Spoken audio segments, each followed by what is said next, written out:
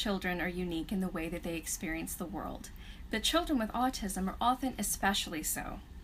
Many kids with autism experience sights, sounds, smells, and touch differently than their typically developed peers, sometimes experiencing sensations much more intensely, other sensations far less. That's why it's so important that parents remember to be mindful of our child's unique sensory profile of high and low sensitivities when attempting to engage and interact.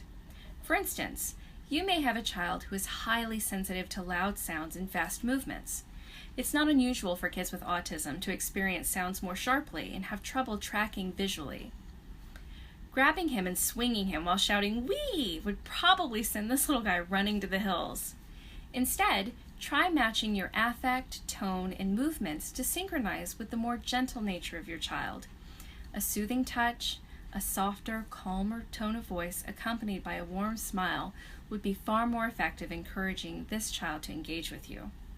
And what about the kids who don't seem to hear you at all, no matter how many times you say something or call to them? Instead of talking yourself hoarse, try engaging their other senses to connect with them. Accompany your words with a rhythmic tap on the shoulder. When your child turns to you, amp up your facial expression with a big smile, wide eyes, and a joyful "hi."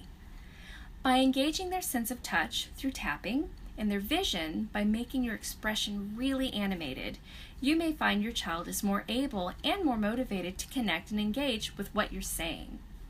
The point is, we adults must learn to get to know how the unique sensory needs of these unique kids affect them. Really pay attention to how your child reacts to sound.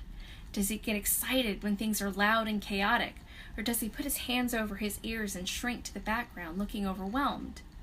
Does he love a big, tight hug, or does even the gentle stroke on his arm make him jerk away?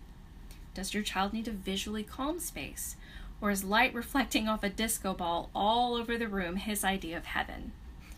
Once you understand the way your child experiences the world around them, you can tailor the tone and volume of your voice, your movements, and your affect to make engaging and communicating easier and more fun for both of you.